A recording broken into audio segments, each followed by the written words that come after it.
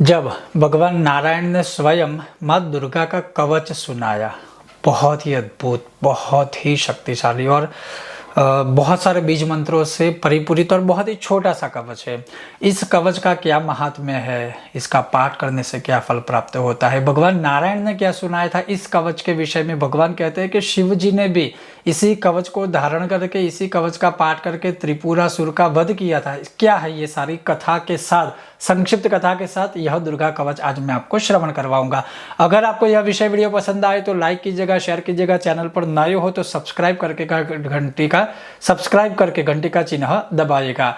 भगवान नारायण ने नारद मुनि को कहा कि वत्स सुनिए, मैं माँ दुर्गा का एक ऐसा कवच आपको श्रवण करवा रहा हूँ जो पूर्व काल में साक्षात भगवान श्री कृष्ण ने ही ब्रह्मा जी को उपदेश के स्वरूप में दिया था। फिर ब्रह्मा जी ने गंगा जी के तट पर धर्म के प्रति इस संपूर्ण कवच का वर्णन किया।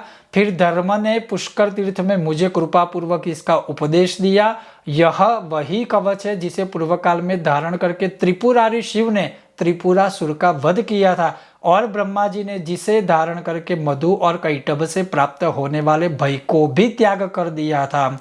देवराज इंद्र ने खोई हुई राज्य लक्ष्मी को प्राप्त की थी। महाकाल चिरंजीवी और धार्मिक हुए नंदी महाज्ञानी होकर सानंद जीवन बिताने लगा। परशुराम जी शत्रुओं को भय देने वाला महान योद्धा बन गए तथा जिसे धारण करके ज्ञान शिरोमणि दुर्वासा मुनि भी शिव के तुल्य हो गए। सोचिए कितना बड़ा महात्म्य इस कवच का होगा। क्यों है?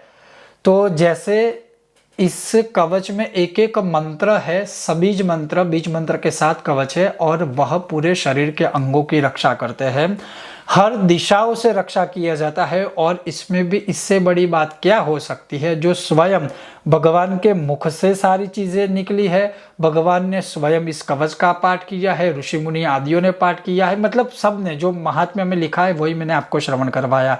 तो कौन सा वह कवच है? तो वह कवच ये है, उसका थोड़ा सा जो बाकी महात्म्य है वो भी इस कवच के अंत में आपको मैं श्रवण करवाऊंगा। हाँ, इस कवच का विशेष कोई विधान नहीं है, किसी भी दिन किसी भी समय आप कर सकते हो। आप बहुत भय से पीड़ित हो, किसी की वजह से पीड़ित हो, शत्रुओं से पीड़ित हो, तो अवश्य ही इसका पाठ यथाशक्ति आप शुरू कर दीजिए, या फिर आप अपनी रक्षा है तो किसी भी विद्वानों के माध्यम से आप इसका अनुष्ठान आदि करवा सकते हो। तो वो कवच ये है। ओम नारायण उवाच ओम दुर्गेति चतुर्थ्यंतम स्वाहांतो मे शिरोवतु मंत्रः षडक्षरोऽयं च भक्तानां कल्पपादपः विचारो नास्ति वेदेषु ग्रहणे च मनोर्मुने मंत्रग्रहणमात्रेण विष्णुतुल्यो भवेन्नरः मम वक्त्रं सदा पातु ओम दुर्गायै नमोऽन्ततः ओम दुर्गे रक्ष इति च कंठं पातु सदा मम ओम ह्रीं श्रीं इति मंत्रोऽयं स्कन्दं पातु निरन्तरम् ओम ह्रीं श्रीं क्लीं इति पृष्ठं च पातु मे सर्वतः सदा ह्रीं मे वक्षः स्थलं पातु हस्तं श्रीमिति सन्ततम् ओम श्रीं ह्रीं क्लीं पातु सर्वांगं स्वप्ने जागरणे तथा प्राच्यां मां पातु प्रकृतिः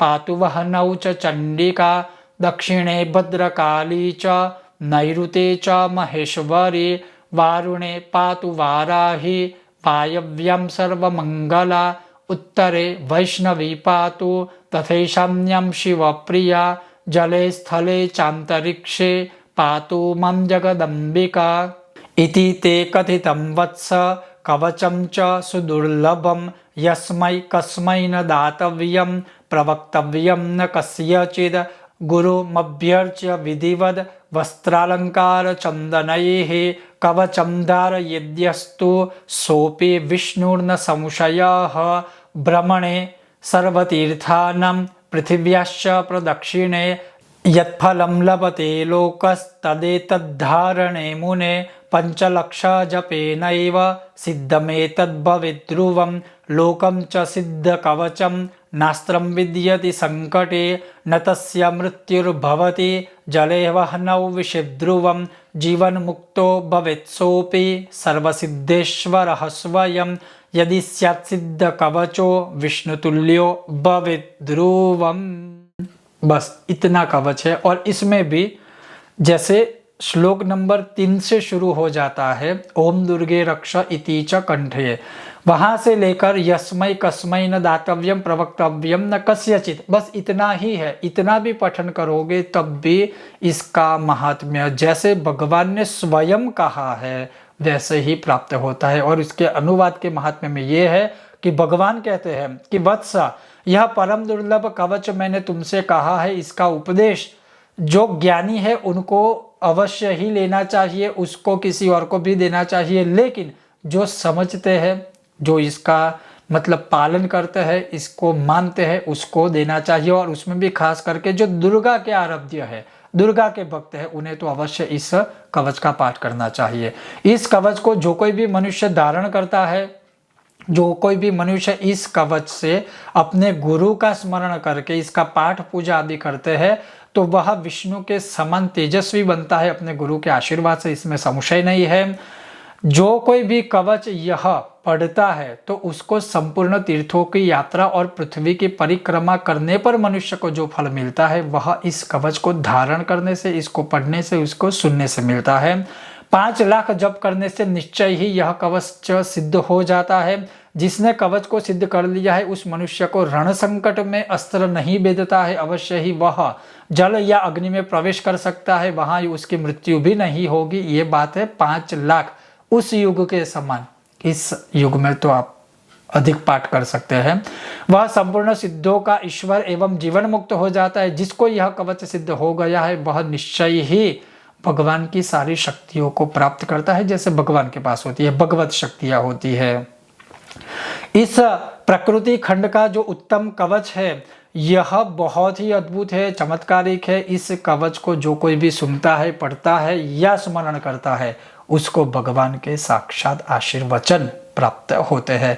तो कहने का तात्पर्य है यह माँ दुर्गा का ऐसा कवच है जिसमें कोई संदेह नहीं है, जिसके पाठ से सर्वस्व प्राप्त होता है। उसके पीछे इसका जो अनुवाद है संक्षिप्त में कहूँ तो जैसे ओम दुर्गा ये स्वाहा मेरे मस्तक की रक्षा करे, जो ये 6 अक्षर का मंत्र है ओम दुर्गा ये स्वाहा, इस मंत्र से मेरे शरीर की रक्षा हो। ओम दुर्गा ये नमः से मेरे कंठ की रक्षा हो। ओम दुर्गे रक्ष, इस से मेरे कंठ की रक्षा हो, मुख की रक्षा हो।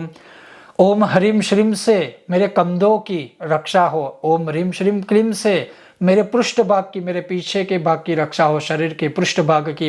ह्रीम से मेरे वक्षस्थल की, श्रीम से सदा मेरे हाथों की, और ओम श्रीम ह्रीम क्लीम से सोते जागते मेरे सभी प्रकार की दिशाओं से मेरी रक्षा हो। अर्थात कहने का तात्पर्य है यह एक ऐसे मंत्रों से भरा हुआ, बीज शक्तियों से भरा हुआ दुर्गा माँ का कवच है जिसके पठन पाठन से जैसे इसके महात्म्य में भगवान ने कहा है वैसा ही फल प्राप्त होता है। इसका और विशेष कोई विधान नहीं है।